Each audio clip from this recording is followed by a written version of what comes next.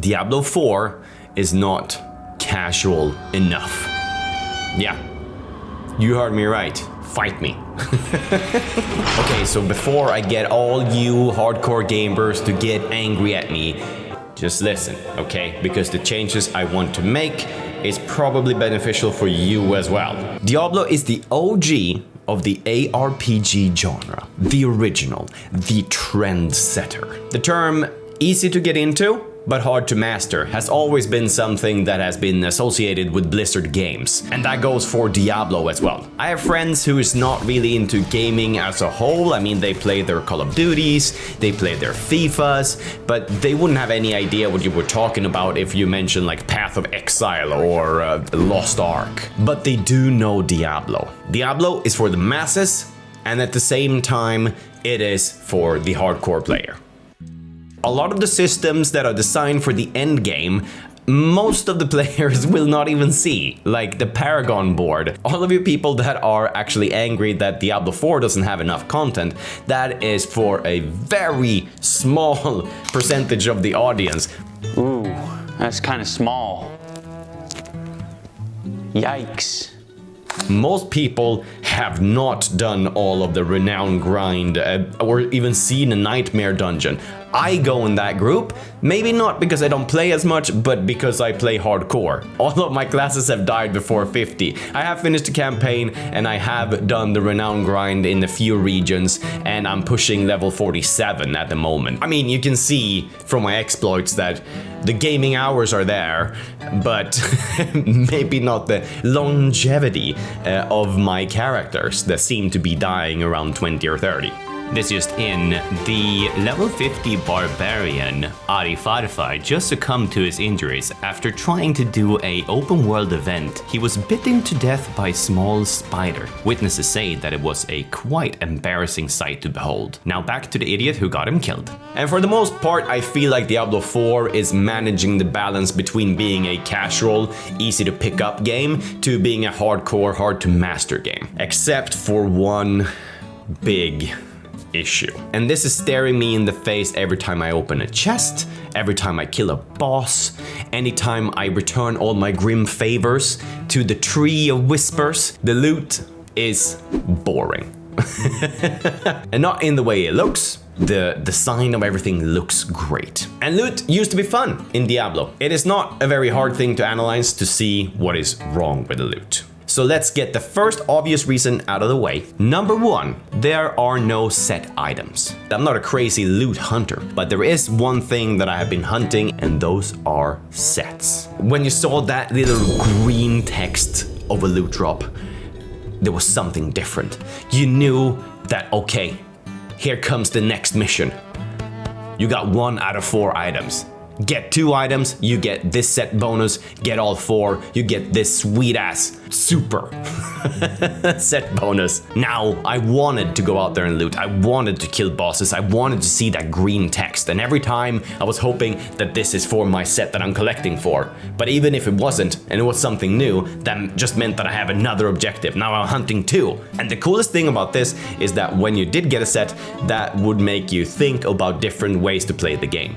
It is not the same with aspects, because aspects are so small and you have to figure out how to make them work in conjunction with each other by yourself. No, a set, you just need these items and then you will be a crazy whirlwind barbarian with fire going everywhere. If you have the Deckard Cain set in Diablo 3, this is for your alts. Use it while leveling. Like every set had a specific purpose. Some was just generally good, but a lot of them was like catered toward a specific playstyle. And maybe it was a playstyle that you didn't go for, but since you have the set, you respec, you try it out, and you go, oh, this is pretty cool. So sets was more than just a loot grind. The sets were not just catering to playstyles, but they had a unique look to them. When you saw someone else with that set, you went, oh, nice.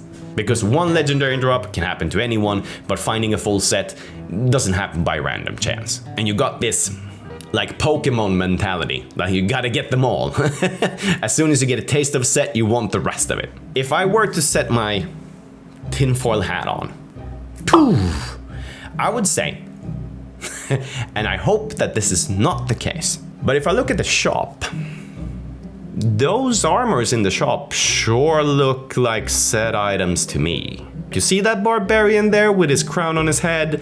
Yeah, that looks like a set. You see that necromancer with that cool freaking like desert thing going on? Yeah, that looks like a Talarashas. It could be. I'm hoping that the sets were not removed because all of these cool looks from the sets were to be sold in the shop instead. Okay, I'm gonna take my tinfoil hat on again. And just give the Blizzard development team the benefit of a doubt, because they deserve it. They've done a great job, and I applaud you for your efforts. But give me my sets. And I don't want to see any more shop items until I have my sets.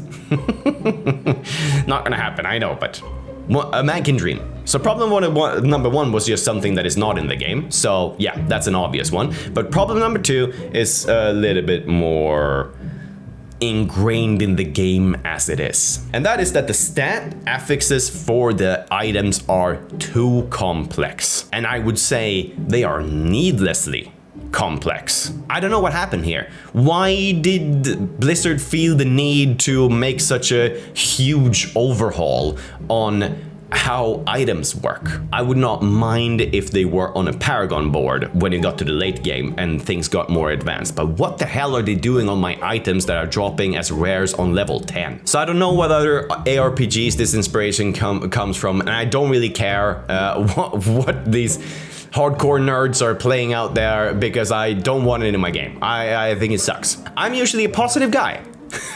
I usually talk about things that makes me happy. So when I say something, it sucks, you should probably read into it more like I would say something like, Are you out of your mind? But what am I rambling about? I'll give you an example. Okay, so an example of a Diablo 2 or 3 item. Let's say I'm a barbarian, I find a sword. This is the stats in D2 or D3. You got a sword, it does 1 to 200 damage. Great, easy to read. I understand this completely. 100% enhanced damage. Now this is already applied to the damage number on top. So normally the sword would do 50 to 100, but now since it's enhanced damage, it does 100 to 200. Great, I got it. Plus 40% increased attack speed. I swing the sword faster. Got it, understand it. Add 25 to 50 in fire damage. This damage is applied after the base damage is applied, so it's an easy plus. So now it does 125 to 250 damage. I understand this. Nice. Critical strike chance increased by 5%. Alright, I have a 5% increased chance to do a critical strike. Got it. Doesn't really matter what I had before, this one makes it more. 4% life stolen per hit. 4% of the damage I do goes back in my own health pool. Got it, understand. Typical D2 item. In the end, however you swing it, like the stats that were used in D2 and D3 were very understandable. Let's find a sword in Diablo 4. Okay, so let's say the sword does the same damage, just to like keep it easy. It has 25% increased critical strike damage. This is the easiest to understand, but it also makes it necessary for me to go and look up what my critical strike chances are. Because if I increase my damage, that's great. I still need to critically strike to be able to apply this damage. So now I gotta go into the character sheet and I gotta check what my chance to do a critical strike is. Otherwise, it is hard for me to judge if this item is necessary for me. 20% increased ultimate skill damage. This one is easy to understand, but the problem with this stat is that it only applies to the ultimate skill. And the way you build your character in Diablo 4, you might not even have an ultimate. And if you have an ultimate, let's say as the barbarian that now found the sword, your ultimate is the berserker, then does that mean that I do 20% extra damage while I am berserking?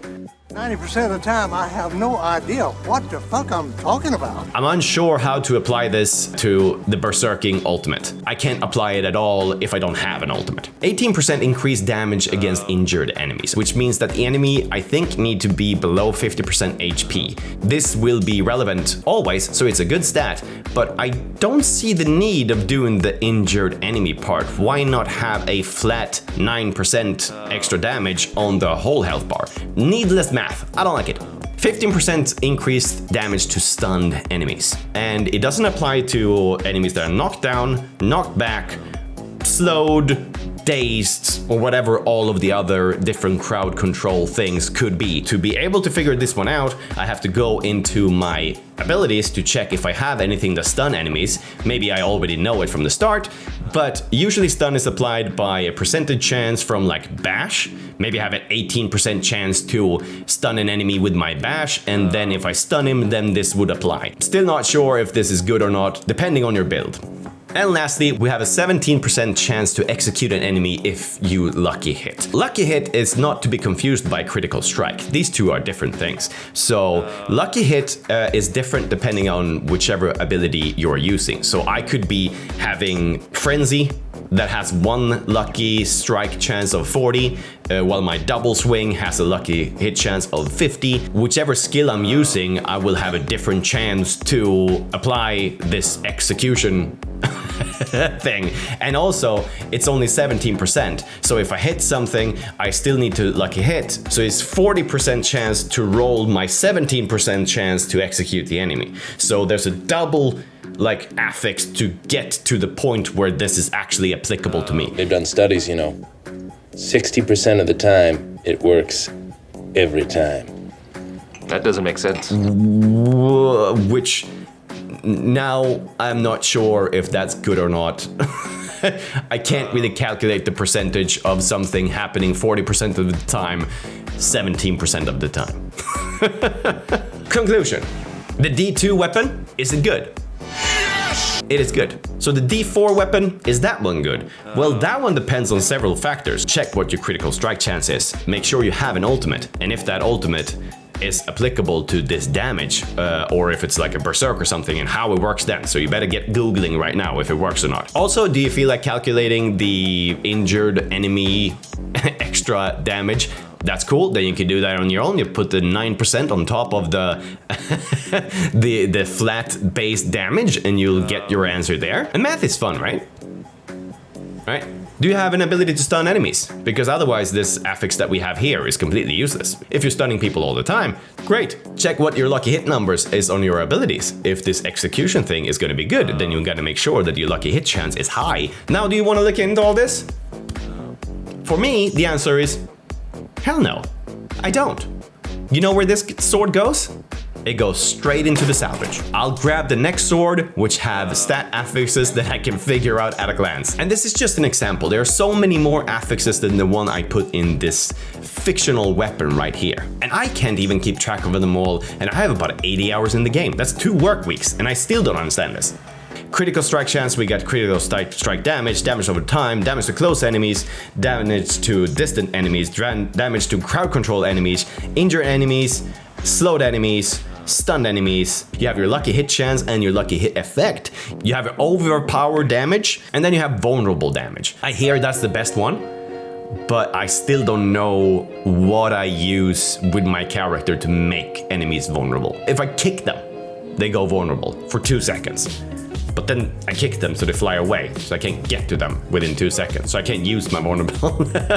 And these affixes are only an example that applies to weapons for all classes. Then you have separate affixes for defenses, for jewelry, you have separate affixes for each and every class. And I do not understand why we cannot boil all of these damage bucket back into one bucket, because it is just needlessly complex. I just want damage.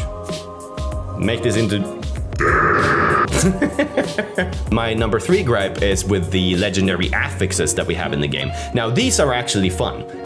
These are actually fun to loot a bunch of different legendaries that have a bunch of cool affixes. The coolest thing now with my barbarian is that I can kick enemies into other enemies, and if they die from the kick, they explode.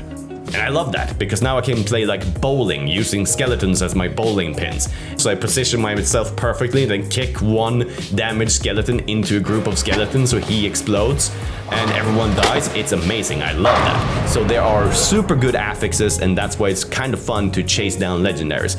But for every cool affix, there is like 5 completely boring ones.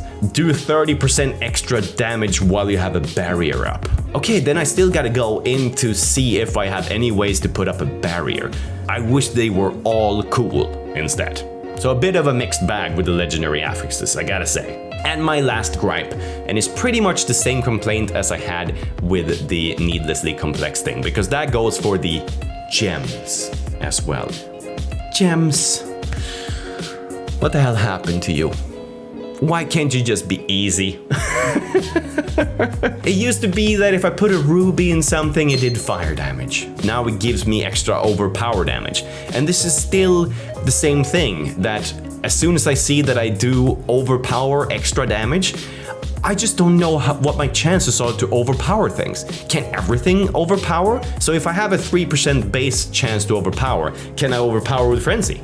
Is this only for core abilities? Can I overpower people with the upheaval? Like, can I do it with Death Blow? I have no idea if I can. I just know that I have a base chance of 3% that applies at some point when I do things in the game. So this 18% extra overpower damage? No, I ain't gonna use it. I'm gonna use all of the gems where I understand the stats. So I use all like yellow gems now because it raises my basic stat, my basic skill damage. But it also sucks because that means that the gems doesn't apply to all of the fun skills. It just means that my boring skill is now better. If I put a gem into my axe, I want everything that I use my axe for to have the effect of the gem. That used to be the case when it was fire damage. And that does not mean that it was easier and less complex before. You had different elements depending on the gems, right? So red would do fire, you had yellow would do lightning, blue would do cold. Fire damage was the highest base damage, while lightning damage was the lowest and the okay, the highest as well. So the damage went higher than fire, but also went lower than fire. So it was a bit of a gamble if you would do a lot of damage or almost none at all. So difference between fire and lightning, check. You had the cold ones, which did the least amount of damage, but that was like effective, like free crowd control because cold damage slowed enemies. So it was still one of the best gems to have, even though you did less damage. So it's not like the old gems was not complex enough. There was depth to all of it. It was just easy to understand versus now I have to go on a Google frenzy to understand what overpower is applied on for my barbarian. Like the purple gems has no effect at all if I don't like having bleed damage, which is my only damage over time skill. Unless I go bleed, then purple gems are uninteresting. But in the past, I could put lightning in my axes and it would apply to everything I do with my axes. So it was way easier. Having two freaking burning swords as a barbarian, I could leave like a field of destruction and charred corpses after me. Now if I want to burn enemies, I guess I'm gonna have to re-roll as a sork. So there's my take as a previous hardcore player, now turned casual. And like I said before, I don't mind having all of these like advanced affixes in the game, but I think they are fit for the paragon board. I don't think they're fit for the gear that drops from level 0 to 50. It should be just easy to understand at a glance. But let me know if there's any use to these advanced and complex stats, because I can't see any. But maybe there's a bunch of nerds out there that's gonna go like, yeah, this makes you can spec and blah blah blah blah blah. Because right now it feels like they just made it complex to be complex, not that there were an actual reason behind it. It kind of feels like Diablo 4 is like that person in school that was just reading philosophy book and listening to alternative music that no one else was listening to just so that they could have a personality. It's like, I'm 14 and this is deep. That's what Diablo 4's loot system is. And I hope they make the change. I know it's not an easy change. This is like a change to the core systems of Diablo, so I actually don't expect anything. But if we just can get maybe the gems to be easier to understand, I'll take that as a win for like season 3 or something like that. Are you completely clear on what Diablo 4 stat affixes are? And do you think the new loot system is fun? And tell me so I can tell you why you're wrong. Until next time, I'll see you in the next video. Bye. Whew.